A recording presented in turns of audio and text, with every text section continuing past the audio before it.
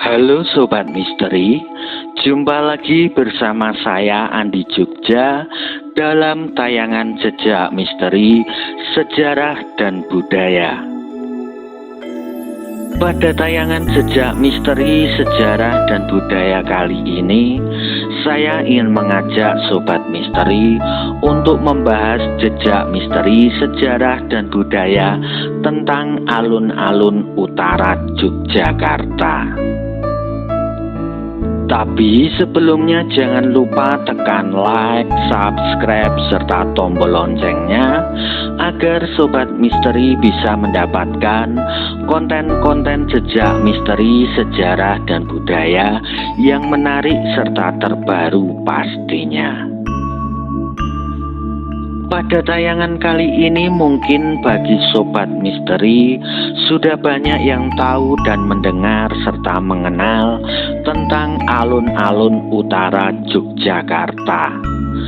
Sebuah landmark berupa tanah luas dan lapang yang tidak bisa dipisahkan dengan keberadaan dari Keraton Kasultanan Mataram Ngayogyakarta Hadiningrat.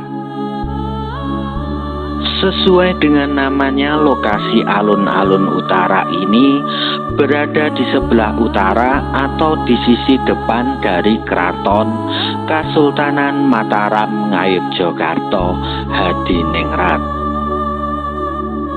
Alun-alun utara ini dahulu dibangun oleh Pangeran Mangkubumi atau Sri Sultan Hamengkubuwono yang pertama pada tahun 1755 Masehi.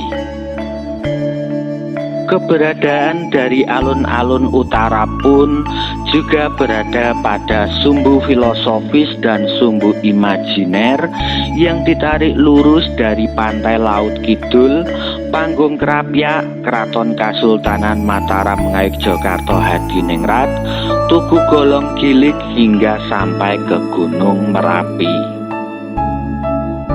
Lokasi alun-alun utara Yogyakarta ini sangatlah berdekatan sekali dengan lokasi Masjid Gede Yogyakarta, Sentral Gudeg Wijilan, Malioboro, dan Benteng Frederberg.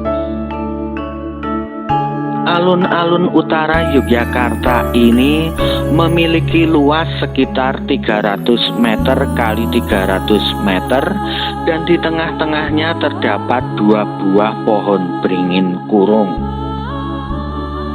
Kedua pohon beringin kurung tersebut di sebelah barat bernama Kiai Dewandaru, sedangkan di sebelah timur bernama Kiai Janandaru atau yang sekarang berubah nama menjadi Kiai Wijayandaru. Kedua pohon beringin kurung Kiai Dewandaru dan Kiai Janandaru atau Kiai Wijayandaru ini biasa juga disebut dengan waringin sangker atau waringin bagel. Nama pohon beringin kurung Kiai Dewandaru berasal dari kata dewa yang memiliki arti Tuhan dan daru memiliki arti sinar. Jadi nama Dewandaru memiliki arti sinar ketuhanan.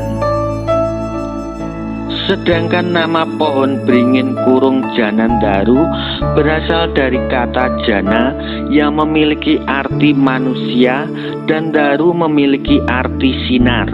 Jadi nama Janandaru memiliki arti sinar kemanusiaan atau sinar keduniaan. Kedua beringin kurung Kiai Dewandaru dan Kiai Janandaru atau Kiai Wijayandaru ini merupakan simbol dari sangkan paraning dumadi dan manunggaling kawula lan Gusti, atau kalau dalam agama Islam merupakan sebuah lambang dari hasbu minallah dan hasbu minannas.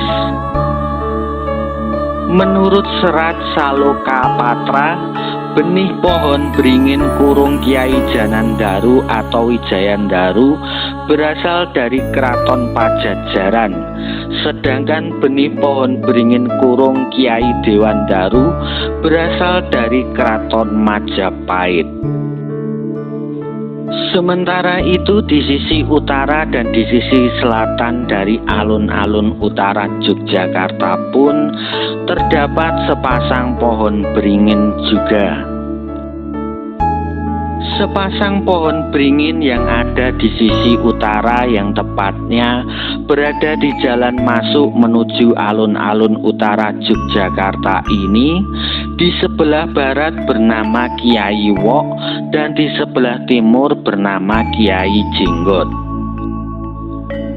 Sedangkan sepasang pohon beringin yang ada di sisi selatan atau yang tepatnya berada di depan pintu masuk Keraton Kasultanan Mataram Ngayogyakarta Hadiningrat memiliki nama Kiai Agung dan Kiai Binatur.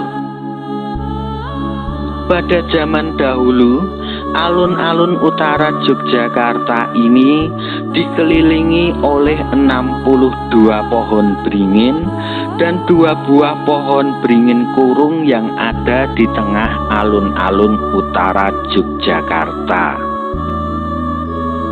Jumlah 64 pohon beringin tersebut melambangkan usia dari Nabi Muhammad SAW dalam perhitungan Jawa ketika beliau meninggal dunia.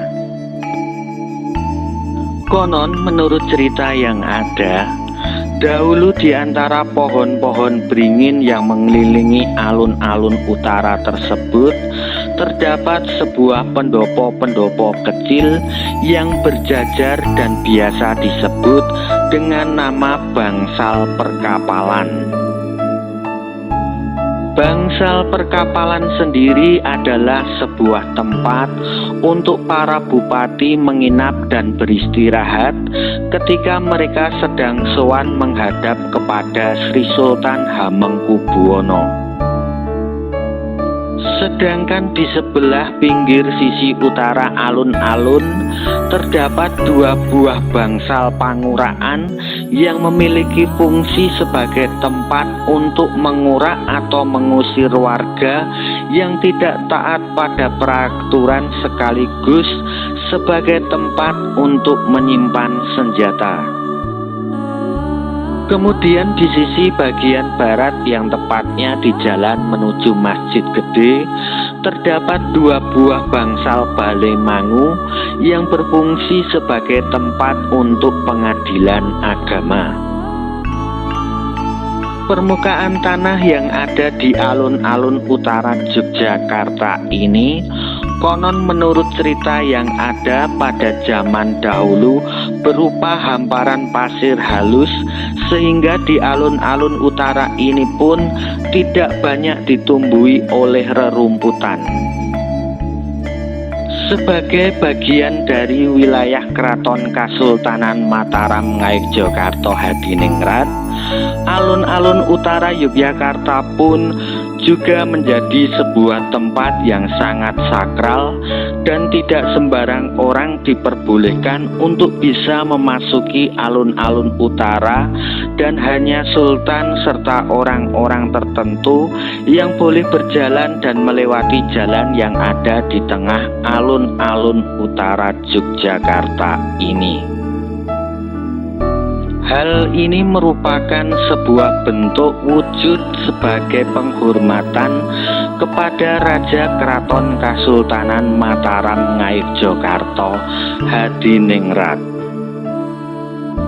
Pada zaman dahulu, di alun-alun utara ini merupakan sebuah tempat latihan bagi para prajurit untuk menunjukkan kehebatan mereka di hadapan sultan dan para pembesar kerajaan yang menyaksikan pertunjukan tersebut dari Siti Hinggil. Selain itu, alun-alun utara Yogyakarta juga merupakan sebuah tempat untuk menggelar pertunjukan pertarungan antara prajurit melawan harimau. Di alun-alun utara Yogyakarta, dahulu juga merupakan sebuah tempat untuk para abdi dalem Singonegoro dalam melakukan proses hukuman eksekusi penggal atau gantung untuk para penjahat kerajaan yang telah melakukan kejahatan, perampokan, dan pembunuhan. Sedangkan bagi pelaku kejahatan pencurian akan mendapat hukuman qisas dengan cara dipotong tangannya yang akan dilakukan oleh abdi dalem Mertolut. Alun-alun utara Yogyakarta ini juga menjadi tempat Topo PP yang merupakan sebagai bentuk unjuk diri dari rakyat agar pendapat atau permintaannya didengar dan mendapat perhatian dari sang raja atau dari Sri Sultan Hamengkubuwono. Topo PP atau laku ritual PP adalah aksi duduk berdiam diri pada siang hari di bawah terik sinar matahari dan berada di antara kedua pohon beringin kurung dengan tujuan hendak memohon keadilan langsung kepada Sri Sultan Hamengkubuwono. Permukaan tanah alun-alun utara yang tertutup dengan hamparan pasir halus tersebut memiliki makna penggambaran laut yang tak berpantai sebagai perwujudan dari Tuhan yang Maha Esa tidak terhingga, dan alun-alun utara bersama dengan kedua beringin kurungnya menggambarkan konsep manunggaling kawula lan Gusti. Mari kita jaga warisan sejarah dan budaya leluhur ini agar kedepannya alun-alun utara Yogyakarta bisa tetap lestari dan bisa menjadi salah satu bukti dari sejarah peradaban bangsa ini.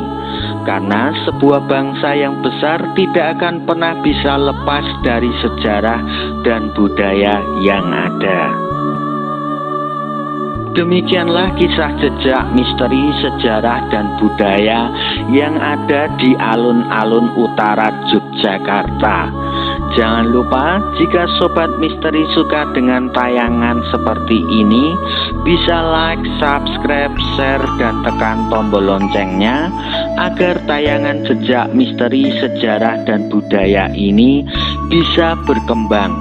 Percaya menapa mboten, sumangga terserah panjenengan.